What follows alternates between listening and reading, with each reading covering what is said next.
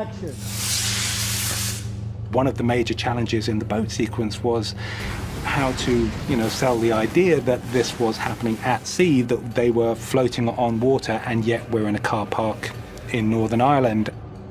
The visual effects process and bringing a scene to life that doesn't really exist in a real practical world takes a lot of creativity and imagination.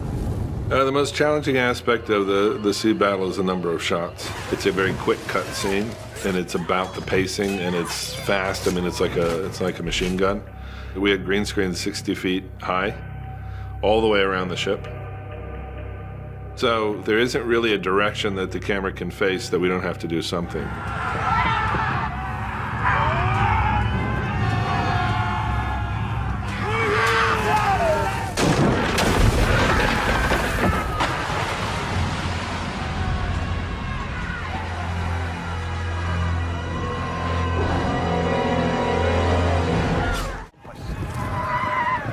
We can hold them off.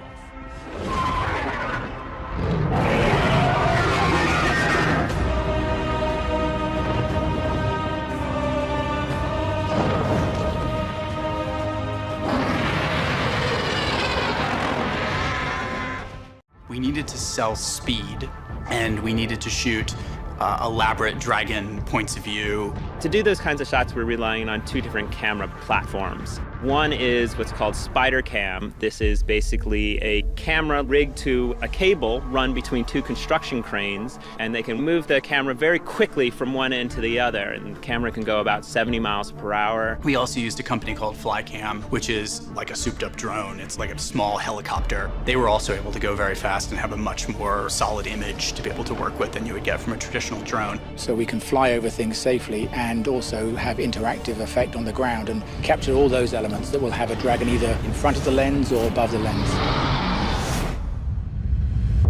The battle is going to rely very heavily on visual effects at the end of the day. There's a lot of different beats to the attack.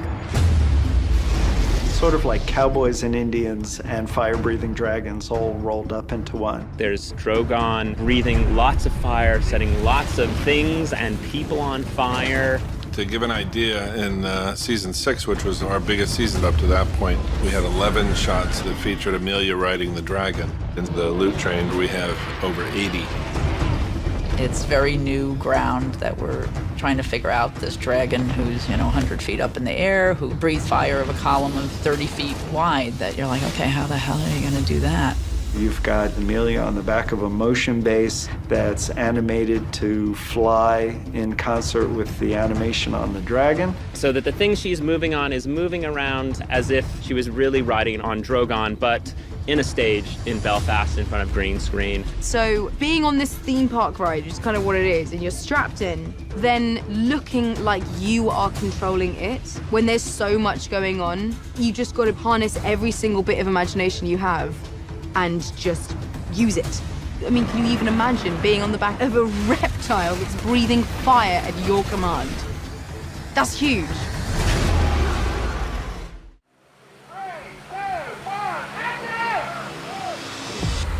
What we had to go through to get the zombie polar bear was writing the zombie polar bear into every season of the show for about 4 seasons. We thought they'd be so excited to do a zombie bear, and it's kind of like, oh my God, they're serious about doing this fucking zombie bear.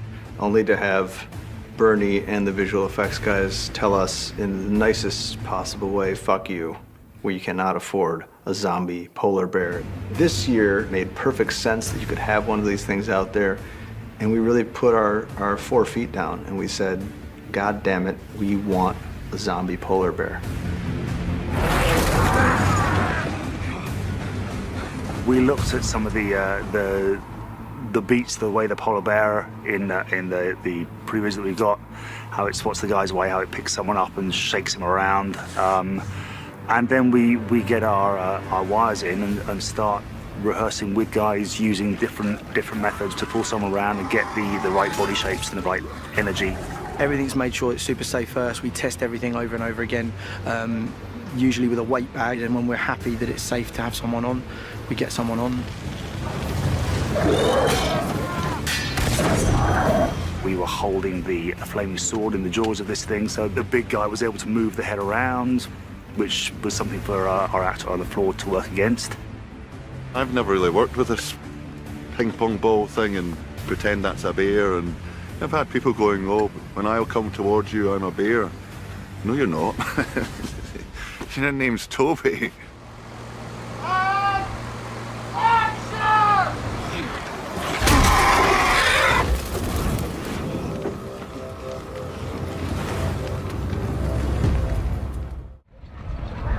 The sequence had been so well conceived on a visual level by Alan and his team. To do that with hundreds of people and weather and visual effects and fire with lots of moving parts and still have that sense of artistry about it takes a different level of directing. 3, 2, 1,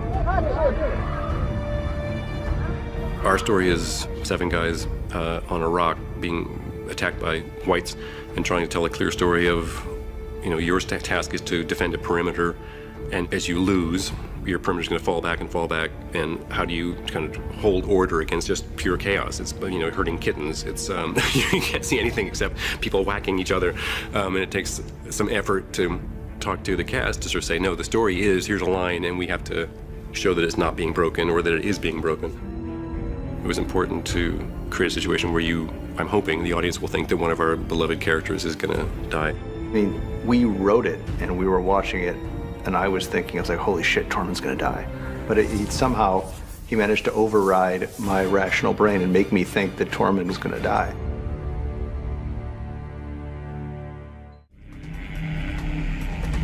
Original intention was to dig out the areas on location where people would need to fall through the ice. And then it became clear to everyone that probably the temperatures were going to be so terribly cold. We figured out if we use motion control, then we could achieve it on stage.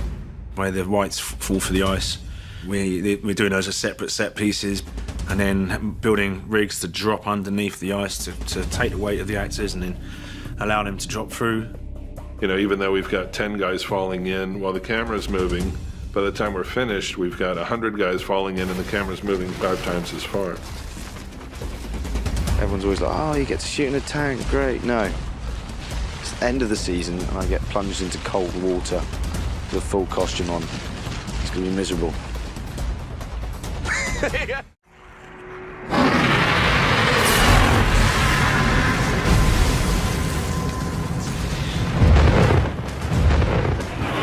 Well, it's funny how times have changed. In season 2, the dragon was riding on Danny's shoulder, and now Danny's riding on the dragon's shoulder. And when Danny gets on and off the dragon, it's sort of like wheeling up the stairs to a 747. We've modeled the dragon and then laser cut this full-scale giant piece of polystyrene to create a section of the dragon's back that is living on the island at the frozen lake. I've got a bit of climbing to do on that contraption with a person on my shoulder. I just hope I can do it. Well, I've never flown a dragon before. I'm sure we'll be fine, just hang on. This year, things are a little bit beefier. We have a bigger motion base, we have a bigger buck. It's a lot harder, especially for Amelia. It's one thing to act in a room with somebody and to draw on your considerable resources as an actor. It's another thing to have a situation that's supposed to incorporate the same level of emotion, but in the most artificial environment you can possibly imagine. It's the opposite of walking in costume through Iceland. The harder the challenge, the more I relish it. But this really, you're like, can I just even maybe have like a screen with like clouds or something? Like, I've never flown on a dragon. And to just harness that power, can you even imagine? The fire column slicing the ice, we wanted to make sure that it looked like a cutting torch and it's exploding the ice, atomizing the ice immediately. So we worked with Sam's team again, and when you see it, it really is awesome.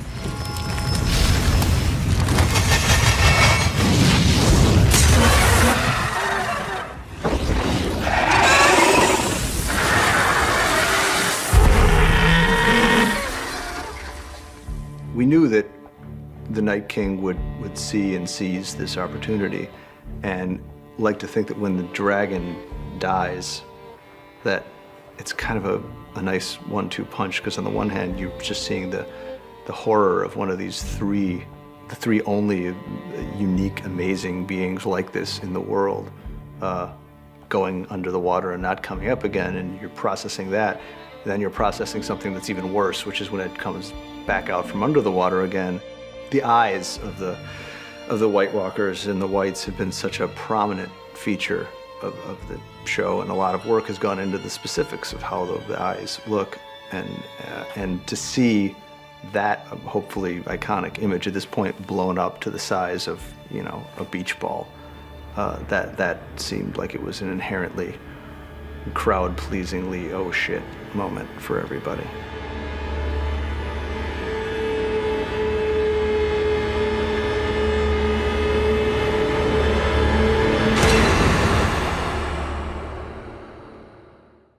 I think, you know, starting with the Army of the Dead, basically why that's really important is that this is the common enemy. This is like the bottom line. This is what everybody in the end is going to have to face.